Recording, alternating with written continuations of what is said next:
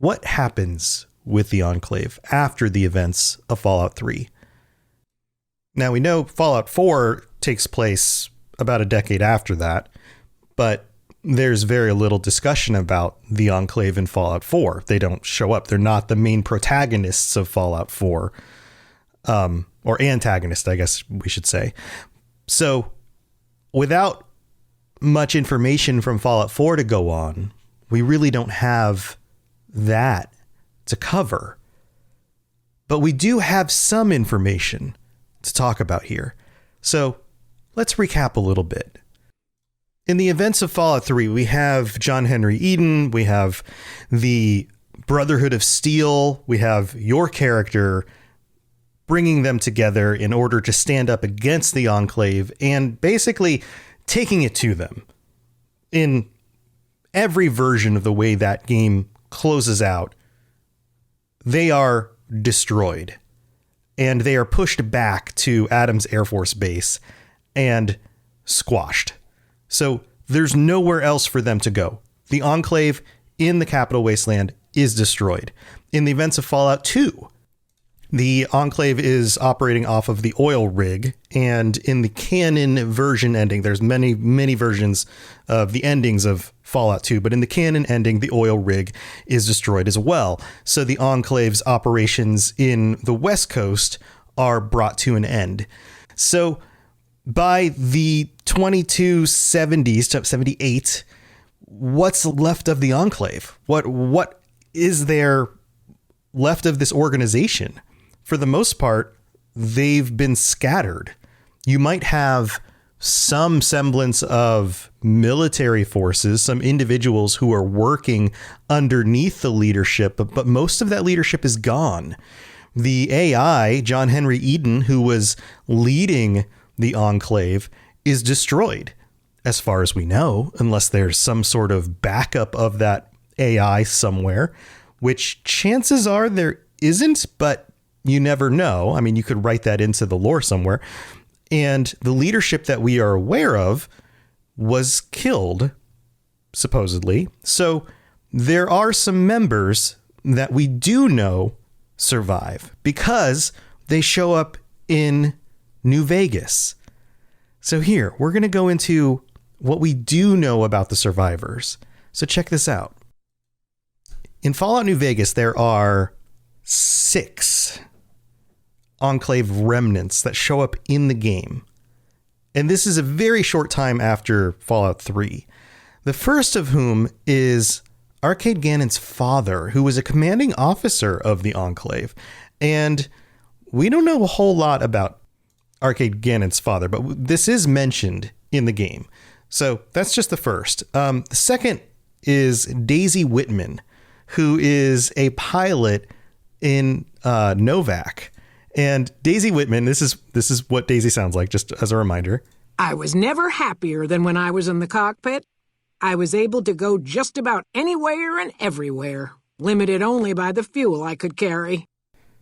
So in the time of New Vegas, in the 2070s, Daisy is much older. She's an older character, and her service for the Enclave was during the time of Fallout 2 in the 2040s. She served on the oil rig as a vertibird pilot. She served 71 missions, according to what we know from Fallout New Vegas.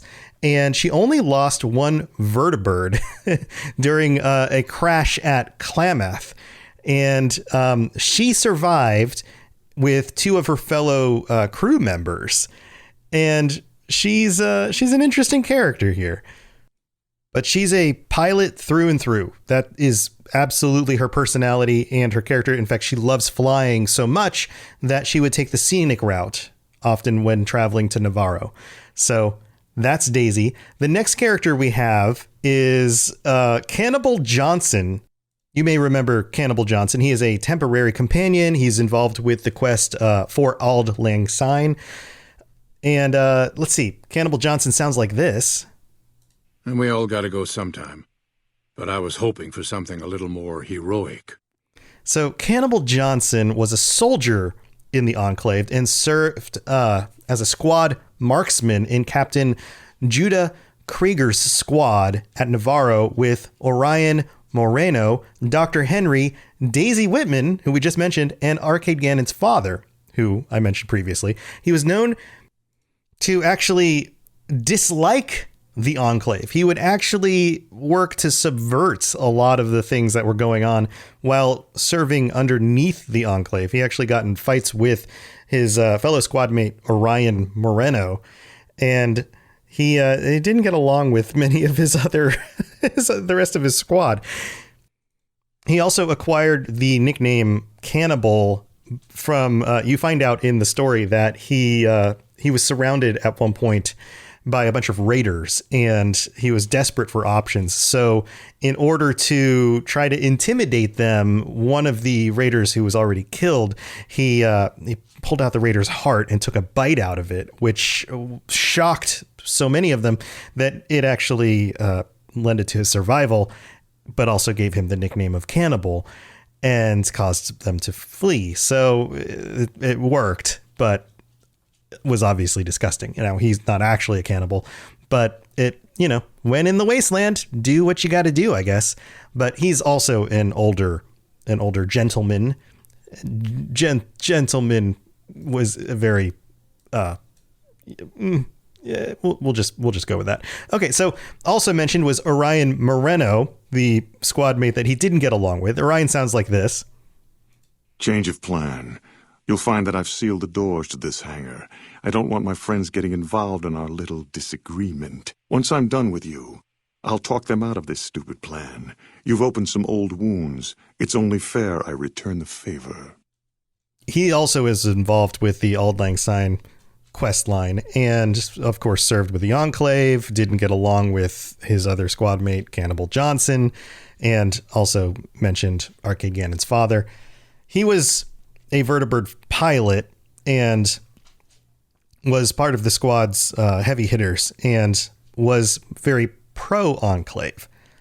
He also never questioned the orders or the legitimacy of the Enclave's actions. And in his mind, the Enclave was America. Everything from George Washington to Dick Richardson, who, of course, was the final, quote unquote, final actual president. That's who America was. The Enclave, the United States, the same thing, which, of course, is highly debatable. So that's Orion Moreno. Then we have someone by the name of Henry, Dr. Henry. No last name, just Dr. Henry. Dr. Henry sounds like this.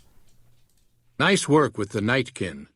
I've never seen anyone able to talk their kind out of anything once they had their mind set to it.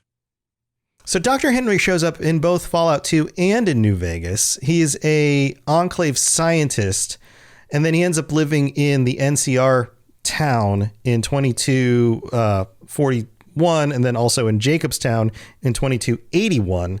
And he's an interesting figure. He's a passionate researcher who is mostly known for his research on cyber genetics for canines and also research into mutagenic serums trying to cure supermutants. You might remember him specifically as the one who gives you a Cyberhound Mark II in New Vegas. Remember your little cyber dog that you get? This is the guy who gives it to you. Dr. Henry. This is the guy. Yeah.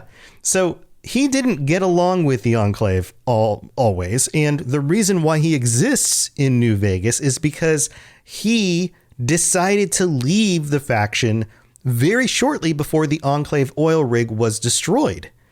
And that's what actually lends to his survival. Had he stuck around, he would have been destroyed with the oil rig. But instead he left. And then the story goes from there. So obviously he's involved with some quest lines and things like that, and many of you will remember him from the game. So Dr. Henry, another surviving post-Enclave member, but of course not specifically in line with Enclave ideology. And then we have our final character here, Judah Krager. I mentioned Judah before, just a little bit. This is what Judah sounds like. I miss those days sometimes. We all had a purpose, you know? I admit that some of the folks in charge were pretty ruthless. The rest of us, though, we were just trying to civilize things. The NCR was still new, and it didn't look like they'd last all that long.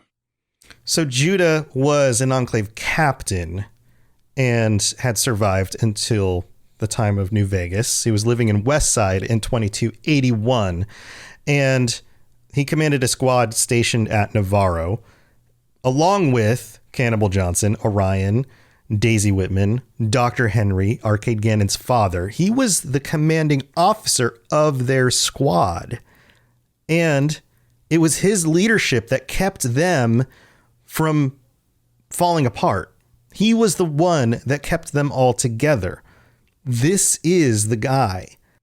This is the guy that was able to keep all of those people together, even though they didn't necessarily get along, even though some of those people, like Cannibal Johnson, didn't really believe in the Enclave ideology. This is the guy who was able to keep them together during that time. And I find Krager to be the most interesting of these characters because I think this quote, the quote that I just used here, really hits the nail on the head. And I know that's a trope, but just go with me here. The idea that the Enclave ideology gave these people purpose during a time in their lives when nothing seemed to have purpose is important. And I think that that is the most important thing and reason as to why all of these people were still working with the Enclave and why some of them were super into it, why some of them were gung-ho and believed in it fully, and why some of them were sticking with it even though they didn't believe. The core to this is that quote. It's because it gave them purpose. And in a world, in a wasteland, in a place where nothing makes sense and everything seems like it's falling apart, having purpose is meaningful, and having meaning is powerful. And it's a reason to get up every day. And even though, and he says it right here, even though the leadership wasn't that great, and even though there were things that they were doing that just didn't always make sense or didn't even jive 100% with their morals, there was still a purpose to it. It still seemed like in the end, they were at least leading to something. It was still better than not having a purpose. And I think that that is the core to why the Enclave is appealing to so many of these people. I think that's also a reason why other factions are so powerful. I think that's why so many people just kind of sign up with whichever faction happens to be the first one they come across. Are you going to sign up with the NCR? Well, they were the first ones who showed up. What about the Brotherhood? Well, maybe they were the first ones that showed up. Oftentimes they don't really give you a choice. What about these Raiders? Well, they were the first ones who were here. We were starving. We had to do some terrible stuff, but at least they fed us, you know?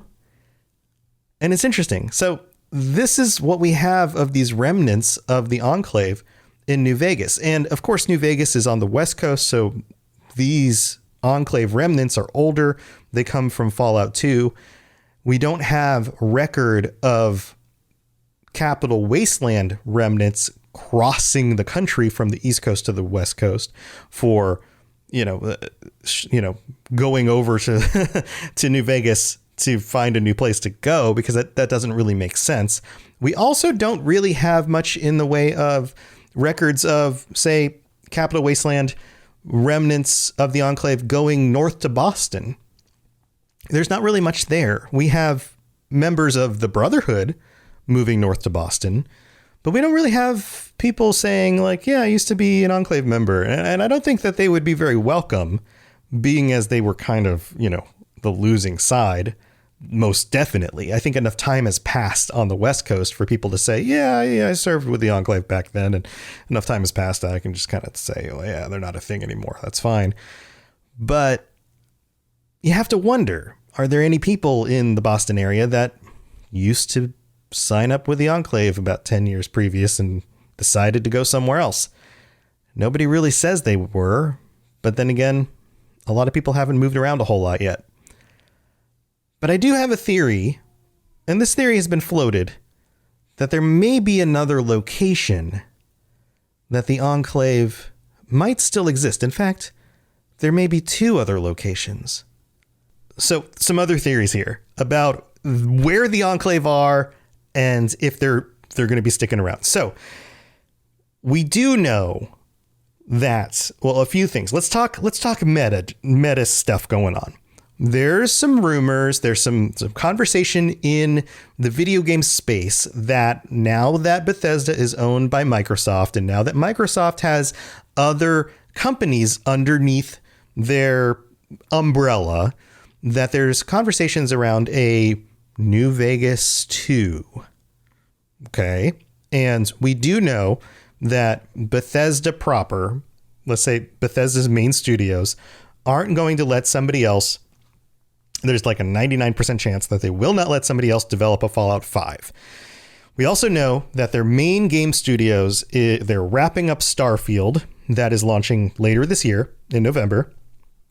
And they are full steam ahead on development for the next Elder Scrolls game, which is probably going to be about 4 or 5 years until that comes out. Then they're most likely going to work on Fallout 5, which is going to be another 4 or 5 years. So Fallout 5 is a good 10 years off still, because the main studio is going to be working on that, right? But don't despair. New Vegas was developed by Obsidian, right? Obsidian is underneath Microsoft. Microsoft also owns other studios that are 100% capable of designing a game like New Vegas 2. So we could get a New Vegas 2 in the next few years. It very well could happen. We could also get other Fallout games designed by other studios under Microsoft's umbrella. So we also know that the Enclave has this habit of just kind of showing up again. This idea of a higher class that's wiled themselves away somewhere in order to rebirth America for the aristocracy or whoever. It's an idea that's not just going to go away. So they're going to be out there somewhere. They're not just like, this idea isn't just going to disappear. It's going to come back. This is like, chances are this idea is going to resurrect itself somewhere. The country's a big place. We've only seen so many locations across the country, right? Okay, so where else could this concept be hiding away? Well, we've got the West Coast. We've already talked about the West Coast. Most of the West Coast is covered. New Vegas, Fallout 1, Fallout 2, all of that actually spans everywhere from like Los Angeles to Vegas to like that whole swath of area. We haven't really gone up to Seattle, but most of that zone. We also have like DC, Boston, all of that stuff kind of covered. Now there is another major historical city in the US that's only been referenced in Fallout Tactics in reference to the Enclave, and that is Chicago. Now, Fallout Tactics, not necessarily the most canon-friendly source, but game developers, and the game developers I've talked with in the past, have noted that nothing's canon, really, until it shows up in a Fallout game. And what better way to make something canon than to make it show up in a Fallout game, right? So, to work in some canon that some group of the Enclave has been hiding out in Chicago for the last 200 years and decided to migrate out due to the events of Fallout 3 and try to retake the Capital Wasteland would make a lot of sense. It's only about 700 miles away. It could totally make sense. The events of Fallout 3, Fallout 4 happen. They decide, you know what? We're not going to stand for the Brotherhood being so powerful. We're going to move back and take over where the origins of the country are. And they're going to come from a place of power, maybe. That could totally make sense. Plus, who knows what's going on in a place like Chicago? Now, you could say it could be any city. You know, it could be somewhere like Florida, like Miami's a large city, or somewhere like Louisiana, right? Like New Orleans, Nolens. Like, it could be any of these kinds of places, sure. But Chicago is specifically mentioned in Tactics. Now, there is one other option, and it's a good thing that I got my buddy Lawrence to do the previous episode with me, because we don't know for sure what happens in the roughly 200 years between the events of Fallout 76 and the events of Fallout 3, Fallout 4, New Vegas in Appalachia. We know that it's not really mentioned much in the later games because it hadn't been written yet. But what about White Springs? What about Modus? How powerful are the Enclave remnants later on? Modus, like Lawrence talks about, has your character, has vault dwellers, people who left the vaults, running around and doing missions for him. When you go in the White Springs bunker, there are assaultrons, there are protectrons walking around doing their thing. They are busy. Modus has power still. And yeah, this is only 20 some years after the bombs dropped. A lot can change. But a lot can change. And to machines like that, hiding away for 200 years is nothing. If they can keep themselves operational, machines that can keep themselves repaired can wait forever.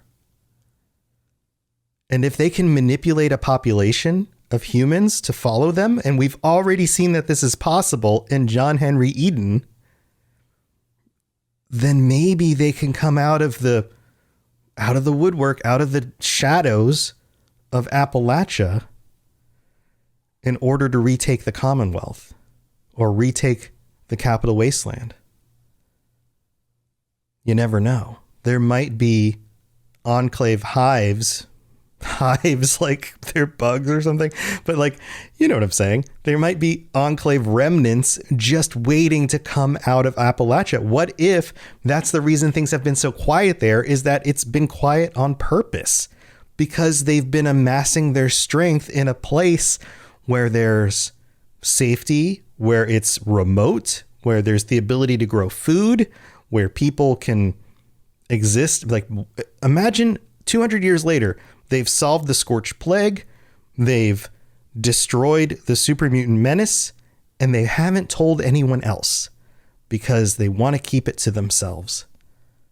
And they've just been amassing their strength, growing their population, and getting ready to take on the rest of the quote unquote enclave that they don't think is legitimate. And when they're ready to reconnect to the rest of the wasteland, and like Lawrence and I talked about, they disconnected. Modus disconnected himself. And let's say he waited 200 years to amass enough power to think that he was ready to reconnect. And when he does, he realizes that the Brotherhood did his job for him. And they're already gone. And now they're the only enclave left. And they just have the Brotherhood to contend with. That's less to have to worry about. Can you imagine that? Can you imagine armies of Enclave marching out of Appalachia in order to retake the Capital Wasteland against the Brotherhood. That could totally be a thing. And I don't know, Bethesda, maybe you guys are listening to this podcast, but that seems like a really cool concept. So, who knows? Also, if this ends up becoming a thing, maybe consult me a little bit about that, or maybe just like, hey, write me a note and be like, hey, can we use this idea? Because that'd be cool. But tell me what you think. I'd love to hear your thoughts on this. Join me on the Robots Radio Discord. Tell me what you think. If you think this is a cool idea. I think that, we've got some references to Chicago in Fallout Tactics, but we definitely have some canon references in Fallout 76 to the Enclave that could totally wrap into a Fallout 5 or whatever other Fallout games are coming out. So who knows? I'm designing future stories for you guys. So there you go. But let me know what you think. I want to hear what you specifically think, listeners. Tell me your thoughts. Tweet at me at robots_radio. Join me on my live streams. I'm going to be trying to live stream some more during the days. I had a great live stream yesterday. I was playing Elden Ring with some of the community. You guys are popping in, watching me die to all these crazy monsters and stuff. It was awesome. But yeah, Robots Radio everywhere, on Twitch, on YouTube, on Facebook. Just come hang out. I'd love to see you guys. And let me know your thoughts. I'd love to talk with you. All right. That's what I got for this week. I will see you guys next week again, or, well, you'll hear me next week again. Anyway, until then, try not to fall for any ideologies just because they give you some hope in the future of some sort. And, think for yourself. There you go. All right. I'll see you next time. Thanks for being here. Bye, everybody.